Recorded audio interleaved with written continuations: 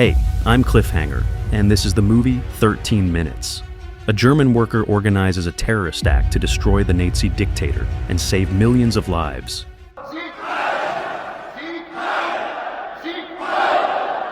Based on real events, the film begins with the main character, Georg Elser, placing explosives in a hole in the wall, bundles of dynamite. He sets the springs of a clock mechanism, then checks the detonator. To the steady ticking, with his hands scratched and bleeding, he pulls out a pocket watch and looks at the time. After finishing his work, the man closes the hole with boards as if nothing had ever been there. In the hall where a table is reserved for the Führer, Georg looks at the tribune. Right behind it stands a column with a Nazi flag. The next scene takes place in the same hall, now packed with Nazis. The date? November 8th, 1939. Hitler is invited to the podium. He is greeted with raised arms and shouts of Heil Führer. They ask the audience to sit, and he begins his speech. At the same time, in the city of Constance, the hero disembarks from a steamboat. With trembling hands, he takes out his watch and looks at the time. He makes his way through courtyards toward the German-Swiss border. Taking pliers from his pocket, he approaches a barbed wire fence, but a cry from German border guards stops him. An Elser is detained, and during the search, they find not only the pliers, but also a photo of the Burgerbräukeler beer hall, where the Führer is delivering his speech at that very moment, broadcast live on the radio. On Georg's person, they also discover blueprints of the homemade bomb. But the most damning evidence is the discovery of a communist badge pinned to his lapel. Elser is thrown into a cell. Sitting on the bunk with trembling hands, he holds his watch and counts down the last minutes until the explosion. At the appointed time, the blast erupts over evening Munich, raising clouds of smoke. In Berlin, at the Reich Security main office, Gestapo chief Heinrich Müller is informed of the attempt on the Führer's life. Secret police are immediately mobilized to investigate.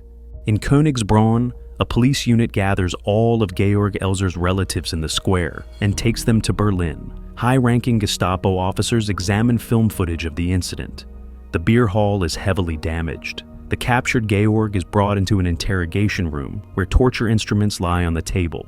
When Müller and Arthur Nebe, head of the criminal police, enter, he does not respond with the Nazi salute, limiting himself to a neutral "Good day." The officers tell Elser that because of him, 7 people died, including a waitress. But his true goal, the assassination of Hitler, was not achieved. The Führer had left the hall just 13 minutes before the explosion. The news shocks the young man. Nebe orders him to take off his trousers and show his knees. On Elser's legs are bloody bruises from long hours in an uncomfortable position. Still, Georg does not confess and refuses to answer questions. Instead, he drifts into memories, flashback to 1932 in Constance. On the waterfront, he plays the accordion and sings. A girl, Bruni, embraces him, then runs and jumps into the water. The young man rushes after her. They kiss as their friends watch from the shore. Georg swims farther out, shouts with joy, full of life. It's summer, and everything is ahead of him. Later, youth gather for dancing. Bruni dances with another to make him jealous, but he doesn't flinch and invites another girl. Later, alone, he kisses her, and she asks, "But what about Bruni?" Georg is certain she isn't bored either. The next day he receives a letter from his father. 2 more family fields have been sold. Saddened, he returns home to Königsbronn, its streets plastered with Nazi propaganda posters. At home, he finds his father dead drunk. Later, while working in the yard, his father accuses him of interfering. Georg, in response, pours his beer out. Back at interrogation, Müller hits Georg in the face, knocking him down, but he keeps silent. The stenographer leaves. Soldiers strap him face down on a metal bed. For every ignored question, he is beaten with canes. By the 3rd, Georg can't suppress his screams. Later, a doctor enters to treat his wounds. The pain makes him vomit, but still he refuses to talk. The soldiers resort to another torture, shoving red-hot needles under his fingernails. Even that doesn't break him. Elser says nothing. He is thrown back into the cell. Müller and Nebe discuss next steps. The evidence is enough, but the Führer demands a written confession. They decide to use Georg's relatives. Another flashback, a tavern full of couples dancing and playing cards. Georg spots a woman in a red dress, Elsa. They meet later on the porch. She teaches him to dance, though he's not bad already. He hums along. Soon Nazis burst into the tavern to celebrate their election victory over the communists. A brawl erupts, workers against Nazis. To avoid the fight, Georg follows Elsa outside. His musician friends emerge bloodied, accusing him of cowardice. In the interrogation room, Elsa is brought in briefly and then led away. Neba warns her fate depends on Georg. Back in his cell, Elser, a convinced communist, though not officially a party member, kneels, folds his hands in prayer, and recites, "Our Father." He bangs on the door, asking to be taken to the officers.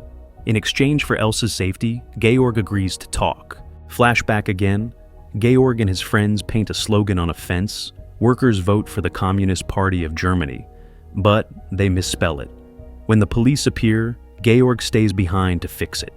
Later, under interrogation, he denies party membership. Müller doubts such an apolitical man could attempt to kill Hitler alone. Obergruppenführer refuses to believe Elser acted solo. Surely accomplices remain free. The Gestapo continue the interrogations. Georg jokes, "Churchill himself called me, told me to build the bomb." Müller orders torture again, but Elser offers to draw the bomb's design as proof he acted alone. Flashback. Back in his hometown, Georg notices fresh scratches on Elsa's husband's face. When the man leaves, Georg rushes to Elsa, who tries to hide her bruises. Later, he learns they may be evicted for debts. The film shows arrests sweeping the city. Nazis round up communists, but Georg escapes since he isn't officially a member. In 1934, even children chant Nazi propaganda. Streets fly swastika flags. He sees captured workers paraded, dirty and exhausted. At a propaganda film screening, he pays no attention to Hitler's words. He only thinks of Elsa. Soon she tells him she is pregnant. Georg rents a room at Elsa's home. On the square, he sees Nazis humiliating a Jewish couple. Tensions rise. Together, he and Elsa help a released communist comrade. Meanwhile, his testimony is verified. Yes, he worked at the quarry where dynamite went missing.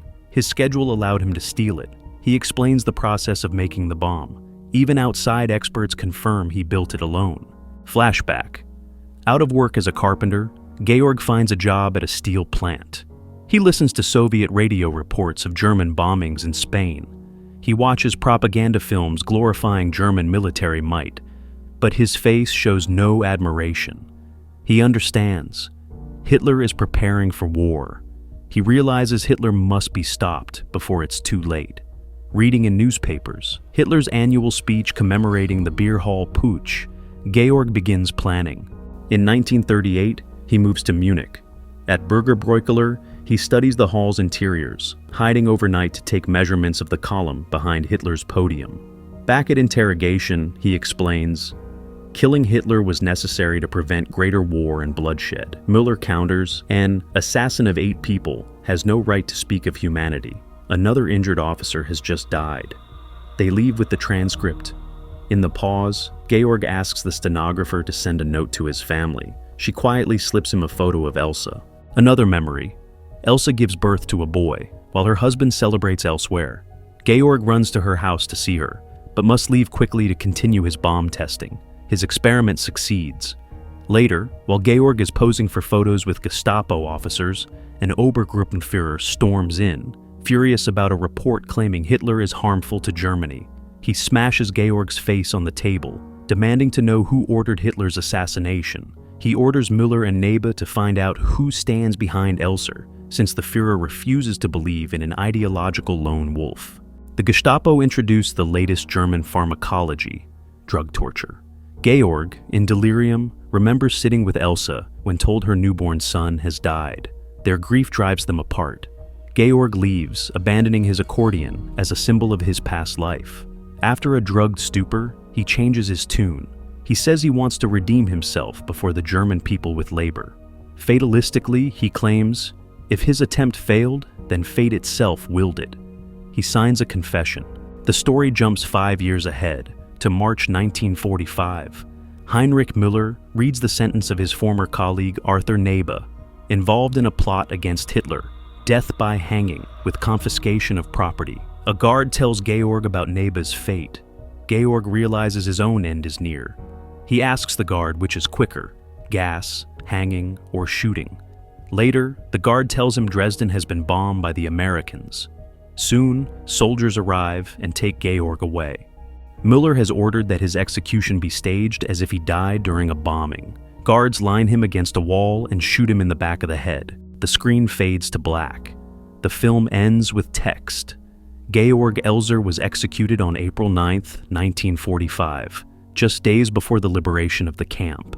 If you want to see more videos like this, leave a like and subscribe. That helps my channel a lot. See you.